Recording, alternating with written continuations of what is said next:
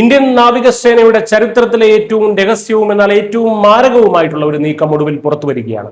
ചൈനയും പാകിസ്ഥാനും ഒരുപോലെ ഭയപ്പെടുന്ന കടലിന്റെ ആഴങ്ങളിൽ ഒളിച്ചിരുന്ന ശത്രുവിന്റെ ഹൃദയത്തിലേക്ക് ഒരേ സമയം നൂറുകണക്കിന് ആണവ പോർമുനകൾ തൊടുക്കാൻ ശേഷിയുള്ള ഒരു മഹാമേരു അണിയറയിൽ ഒരുങ്ങിക്കഴിഞ്ഞു. അതെ, നമ്മൾ സംസാരിക്കുന്നത് ഇന്ത്യ തദ്ദേശീയമായി നിർമ്മിക്കുന്ന അടുത്ത തലമുറയിലെ S-5 ക്ലാസ് ആണവ അന്തർവാഹിനികളെ കുറിച്ചാണ്. കേവലം ഒരു അന്തർവാഹിനി എന്നതിനപ്പുറം ആഗോള പ്രതിരോധ ഭൂപടത്തിൽ ഇന്ത്യയെ ഒന്നാം നിരയിലേക്ക് എത്തിക്കാൻ പോകുന്ന 17,000 ടൺ ഭാരമുള്ള ഒരു അജയ്യമായ കോട്ടയാണ്. അമേരിക്കയുടെയും ബ്രിട്ടന്റെയും പക്കൽ മാത്രമുള്ള അത്യാധുനിക സമുദ്ര പ്രതിരോധ ശേഷിയിലേക്ക് ഇന്ത്യയും ചുവടുവെക്കുമ്പോൾ ഇത്രയും കാലം ഏഷ്യൻ കടലുകളിൽ മേധാവിത്വം പുലർത്തിയിരുന്ന ചൈനയുടെയും ഉറക്കം കെടുമെന്നത് സ്വാഭാവികമല്ലേ? യഥാർത്ഥത്തിൽ ഇത്രയും കാലം ഇന്ത്യ നേരിട്ടിരുന്ന ഒരു തന്ത്രപരമായിട്ടുള്ള വെല്ലുവിളി ഉണ്ടായിരുന്നു. ഇന്ത്യയുടെ നിലവിലെ K4 മിസൈലുകളുടെ പരിധി 3500 കിലോമീറ്ററാണ്. അതുകൊണ്ട് തന്നെ ചൈനയിലെ ബീജിംഗ് പോലുള്ള പ്രധാന നഗരങ്ങളെ ലക്ഷ്യം വെക്കണമെങ്കിൽ നമ്മുടെ അന്തർവാഹിനികൾക്ക് മലാക്ക കടലിടുക്കിന് അടുത്തേക്ക് നീങ്ങേണ്ടി വരുമായിരുന്നു.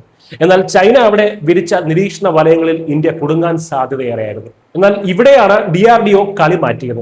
കഴിഞ്ഞ കുറച്ച് ദിവസങ്ങൾക്ക് മുൻപാണ് ഇന്ത്യയുടെ ഏറ്റവും പുതിയ K5 സബ്മറൈൻ ലോഞ്ച്ഡ് ബാലിസ്റ്റിക് മിസൈലിന്റെ നിർണായകമായിട്ടുള്ള പോപ്പ്-അപ്പ് ഇജക്ഷൻ ടെസ്റ്റ് ബംഗാൾ ഉൾക്കടലിൽ വിജയകരമായി പൂർത്തിയായത്.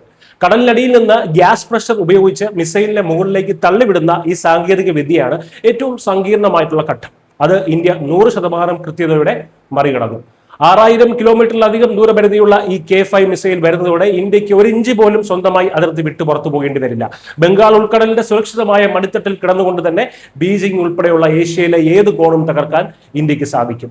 ഇതിൽ ഏറ്റവും ഭീകരമായിട്ടുള്ള ഘടകം ഇതിന്റെ MIRV സാങ്കേതിക വിദ്യയാണ്. അതായത് നമ്മൾ വിക്ഷേപിക്കുന്ന ഒരൊറ്റ K5 മിസൈൽ അന്തരീക്ഷത്തിൽ വെച്ച് പലതായി പിരിഞ്ഞ് ഒരേ സമയം ചൈനയുടെ വ്യത്യസ്ത നഗരങ്ങളിലെ തന്ത്രപ്രധാന ലക്ഷ്യങ്ങളെ ഒന്നിച്ച് ചാമ്പലാക്കും. ഇതിനെ പ്രതിരോധിക്കാൻ നിലവിലുള്ള ഒരു എയർ ഡിഫൻസ് സിസ്റ്റത്തിനും സാധിക്കില്ല. ഈ ഭീമൻ മിസൈലുകളെ വഹിക്കാനാണ് 17,000 ടണ്ണിന്റെ S-5 ക്ലാസ് തദ്ദേശീയ അന്തർവാഹിനികൾ വിശാഖപട്ടണത്തെ ഷിപ്പ് ബിൽഡിംഗ് സെന്ററിൽ അണിയറയിൽ ഒരുങ്ങുന്നത്. കപ്പലുകൾ, വിമാനവാഹിനി കപ്പലുകൾ കഴിഞ്ഞാൽ ഇന്ത്യ നിർമ്മിക്കുന്ന ഏറ്റവും വലിയ നാവിക പ്ലാറ്റ്ഫോമാണിത്. ഇതിന് കരുത്തു പകരുന്നത് തദ്ദേശീയമായി വികസിപ്പിക്കുന്ന 190 മെഗാവാട്ടിന്റെ അതിശക്തമായിട്ടുള്ള ആണവ റിയാക്ടറാണ്. മാസങ്ങളോളം കടലിനടിയിൽ അദൃശ്യമായി തുടരാൻ ഈ റിയാക്ടർ S-5നെ സഹായിക്കും. ഇന്ത്യയുടെ ആണവോർജ്ജ പദ്ധതികൾക്കും പ്രതിരോധ ആവശ്യങ്ങൾക്കുമുള്ള സാങ്കേതിക വിദ്യ വികസിപ്പിക്കുന്ന മുംബൈ ആസ്ഥാനമായിട്ടുള്ള രാജ്യത്തെ പ്രധാന ആണവശക്തി ഗവേഷണ കേന്ദ്രമായിട്ടുള്ള ബാബ അറ്റോമിക് റിസർച്ച് സെന്റർ ആണ് ഇത് വികസിപ്പിക്കുന്നത്.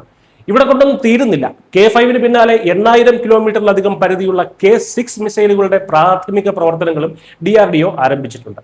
ഇന്ത്യൻ സമുദ്രമേഖലയെ സ്വന്തം തറവാട്ട് സ്വത്താക്കാൻ നോക്കുന്ന ചൈനീസ് നാവികസേനയ്ക്കുള്ള അന്തിമ ചെക്ക്മേറ്റാണ് ഈ S-5ഉം K5 മിസൈലുകളും. നരേന്ദ്രമോദി സർക്കാരിന്റെ വിട്ടുവീഴ്ചയില്ലാത്ത രാഷ്ട്രീയ ഇച്ഛാശക്തിയും ആത്മനിർഭർ ഭാരത് പോലെയുള്ള ശക്തമായ പദ്ധതികളുമാണ് ഇന്ന് ഇന്ത്യയെ ഈ നിലയിൽ എത്തിച്ചത്.